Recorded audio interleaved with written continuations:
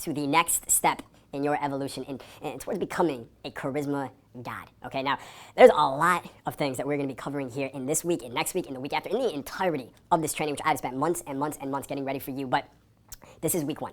Okay, so before we even get any further, I just want to welcome you, take a seat, get ready, get excited, feel that excitement, feel that rush, feel that sense that something incredible is about to happen here. And there's a reason for that, okay? Because I came prepared. All right, I'm going to tell you a story in a second, but week one is going to be probably the longest week that we have, because before we can dive into this, there's just some things that we have to talk about, some agreements we have to make, some commitments that we have to make, we're going to make to each other here. So first things first, okay? I want to set a paradigm first right now, okay? And this paradigm is being a charisma god, okay, versus being a, what's it called, breadmasters? Breadmasters? Toastmasters. Fuck, I'll just say breadmasters. Sounds better. That's what they should have been called. All right, so you probably have heard of Toastmasters, right? Toastmasters, it's like this group, you pay like a small fee a month and you meet with this really supportive group of people who want to become better public speakers and orators and be more confident speaking publicly and giving speeches and short talks and long talks, and they have contests a year to see who can give the best talk. Now, I'm not going to pick entirely on breadmasters. All right, what I am going to do is just point out a couple things that make us very, very different than the toasted bread, whole wheat sourdough motherfuckers, okay? And it's this. Actually, you know what? I'll just tell you a story. Check this out. Maybe 6 months ago or so, I was at this private mastermind where there's probably 30 people in the room, and most of the people in this room are extremely successful entrepreneurs. We're talking 8-figure guys. One of them, actually a couple of them ran 9-figure companies. One of them is almost at that $1 billion mark, and he's a young guy. Very, very successful group. And there was one person in there who is a breadmasters expert. He's a professional speaker. Okay, what does that mean, a professional speaker? It means you literally just go around and your whole job is just to give talks. Now, you don't have to persuade anybody in your talk. You don't have to impact anybody. You don't have to influence. You don't have to inspire them to action. You don't have to stir their blood to create and affect positive change in their life. All you have to do is get booked for the talk, get paid before, and then you just go up there and you talk. So I'm thinking to myself, okay, it's not really different. There's not a lot of pressure on him. He doesn't have to be great or anything, but I'm sure he must be pretty good because he's booked a lot of talks in his life. And he gave a talk to this group. And let me tell you, it wasn't just me. It was the majority of the people in the room were just kind of surprised. Here's why. He didn't inspire anyone in the room. Everyone was just, it's like, have you ever been around someone that when they speak to you, when they look at you, you just get turned on, you get lit up, you feel something. They have directly impacted you on an emotional level. We know that's where all the action comes from, right, from emotions. The way he talked to everyone in the room, there was no emotion generated. He was a robot. He was just, I say this, my hand goes here, I say that, my hand goes there, I say this quote, my hand goes here, I smile here, I look here, and then I'm done. It was so robotic, so contrived, so emotionless that it didn't do anything for the audience. And afterwards, we went out to dinner with some of the guys in the group, and obviously not the speaker, and I talked to a couple of guys. I was like, hey, just out of curiosity, what did you remember from his talk? They didn't remember a single thing. And that's the problem with breadmasters, okay? They don't work on inspiring people. They don't work on persuading people. They don't work on impacting anybody. They only care about themselves. And they only care about, when I say that, they only care about how they look and what they say when they give a talk, okay? That's breadmasters. Very robotic. They're not really doing anything. A charisma god, on the other hand, we see things a little differently, okay? Every communication that we have, not just our canned material when we have a little talk on stage, but our lives, our day-to-day, every interaction we have, we are charged up, we are impacting people, we are affecting change, we are persuading, we are influencing, we are shifting, we are creating breakthroughs for ourselves and for others and people we care about. We're doing incredible things. And we're not so concerned with what we say, okay? Because we know that's not important. Actually, I want you to take a close look at this, and you may or may not have seen this from me before. I haven't really talked about it very much, but there's something called the interpersonal hierarchy. Okay, the interpersonal hierarchy. There are 3 levels to this hierarchy, and of course, a level at the top is where the most influence comes from. It's what matters most in any communication interpersonally between you and one person or you and many, many people. All right. The first level is who.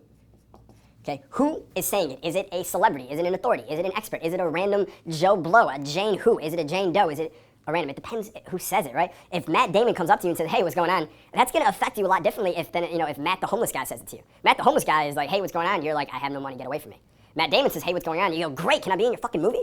I love Jason Bourne, right? So that's who. That's the first one. The second level is how. Okay, it's not what you're saying. How are you saying it? How are you saying it is so much more important than what is being said, right? We know the studies, right, that show that only 7% of communication is really based on what is being said, the content. Okay, the other 93 is how are you saying it? Okay, the tonality, the body language, the nonverbals. Those are the things that make all of the difference in how you're able to communicate and impact and really just generate all this charisma. So people look at you and they're like, there's something different about that person. He's a glimmer in his eye. That person is going places. That person is doing things. I want to learn from that person. I want to be around that person. I want to stick to that person because I don't know what's going to happen next, but I really like being around them and I want to see what's going to happen. All right, so that's the how. And the final level, which is the least important, is the what. What are you saying? What words are you using? What quotes are you saying?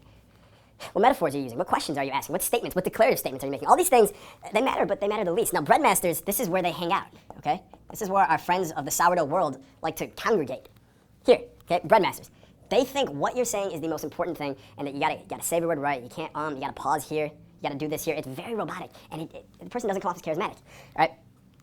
Charisma gods are all about these two. This is what we're gonna be focusing on. I'm gonna shorthand it for the next 4 weeks, okay? And if you're starting to feel very, very excited about this, you should be, okay? This is such an advantage that you now have over everyone else. I mean, consider it. The majority of people who try to become more charismatic, better influencers, better speakers, better communicators, they're just hanging out here at Toastmasters, Breadmasters, Sourdough World, okay? And if that's where all they're going and they're investing their time, they're just like spinning their wheels and you are racing by in a Ferrari or a Lambo or a Bentley or all three, okay? Actually, a McLaren. I'm kind of big on McLarens right now. Thinking about getting one. All right. So this is how I look at it, okay?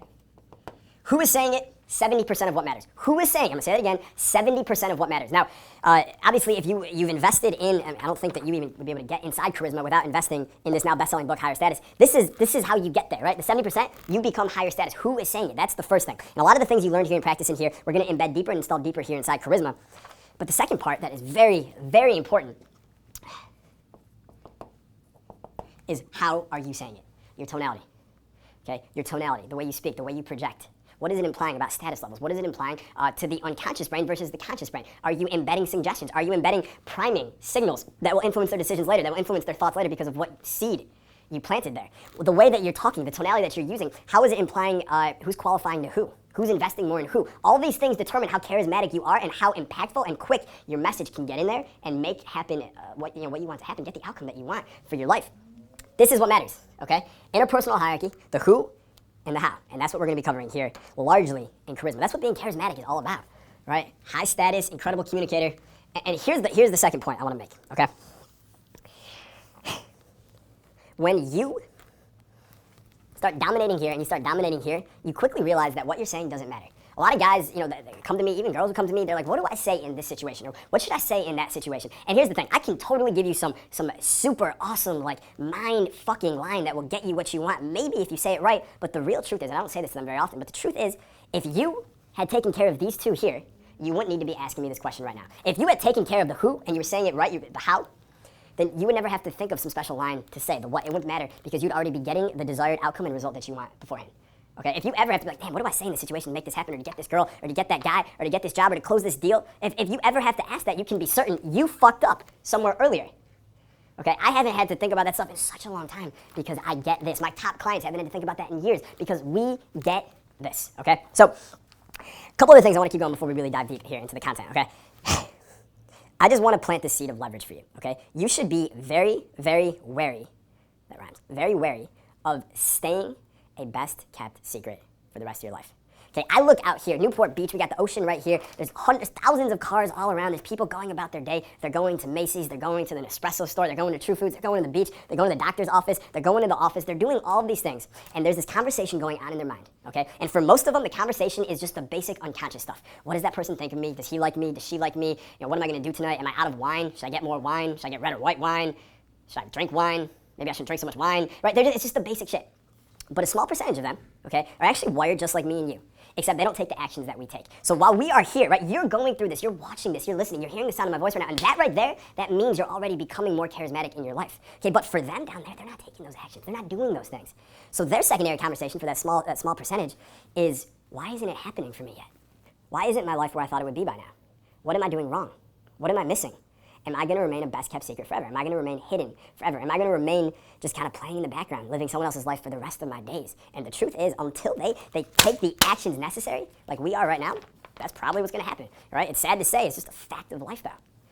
So they are going to be, and when I say they're wired like us, I mean that they could achieve great things if they wanted to. They have that special sauce, that special factory installed parts that just some people don't have and some people do. They have it, but they will never use it, leverage, grow it. They'll never do anything with it. Therefore, they'll never get where they want to go. They'll never become who they want to become. They'll never do the things that they want to do. That the goals that they set out for themselves when they were 12 years old and they dreamt up, those things will never happen for them. And they will remain a best-kept secret forever. And a large reason for that is because they will never become a charisma god. They will never become charismatic. And until you become charismatic, certain things just cannot happen for you, right? Certain doors just will not open for you. But when you become super charismatic, when you become a charisma god, doors just swing open for you. In fact, I don't even, like, a lot of people are like, Jason, How do you go on camera? How do you go on stage and you just like, it seems like you have no preparation, you have no structure, you're just talking and telling stories and you're entertaining yourself and you're cracking jokes and you're getting in people's faces, yet at the end of the talk, everyone there, their lives have been changed and many of them are trying to give you their money. How does that happen? How do you do that? And the truth is, because of this. It's just charisma. Okay, it's status and charisma, that's it. And in fact, I don't even have a filter. Right? I say all kinds of crazy shit all the time. You go back and watch some of my old YouTube videos, you should hear some of the crazy things that come out of my mouth. I'm not going to say the person's name, but before we were even recording here, I walked in here and I asked some of the people in this room, I was like, hey, I'm not going to say his name, but hey, do you think that guy has threesomes often? Like, it just comes out. Now, if you went by what they taught you when you were in school, in middle school, in elementary school, in high school, that shouldn't make you successful, right? That shouldn't get you what you want. If you say things, that's obnoxious. If you just speak your mind, if you just express who you are freely, naturally, authentically, that can't work. You have to have a filter. You have to watch what you say. You have to play by the rules. You have to keep it very, very polite, right? Very courteous, right? Very like, I'm just like have this image of like the Titanic when Jack goes and he's eating with the rich people. He doesn't know where the forks go and everyone's so proper and prim and stuffy, right? You have to be like that to be successful, don't you? No, the truth is no. Okay, in fact, it's almost the complete opposite. We're gonna get to that in a second, okay? But I want you to be very aware of becoming a best kept secret. I want you to keep that in your mind as we go along here. And every step of the way. So every time you're like, man, this is challenging, this is outside my comfort zone, I don't know if I can keep doing this, Jason. I want you to remember this moment and say to yourself, no. Right? You gotta wake up, be like, wake up! You can say that to yourself and wake up and be like, I will not be a best kept secret for the rest of my life. I will become a charisma god. I will get my dream life and I will become the person that I know I'm destined to be. All right, because that's what I want for you. Now, what to expect for you? I wrote you a little note here. I'm gonna read it to you right now. Okay, what you can expect by going through all 4 weeks of charisma god, the charisma training with me. Okay, you will become a charisma god who effortlessly and naturally magnetizes the spotlight, oozes power and charisma. People will begin treating you differently. Others will recognize that you're someone different, someone special, someone magical. Everything will actually begin to open up for you. Doors, opportunities, even other people's wallets. A charisma god who controls the room so you win friends with ease, influence the most stubborn of people, and lead anyone without setting off resentment or friction. What could be more powerful for you at this point in your life, okay? The same qualities found inside people like Steve Jobs, Bruce Lee, John F. Kennedy are now fully present in you. Okay, that's what you can expect with Charisma God. But there's another side to it, right? How about what I expect from you?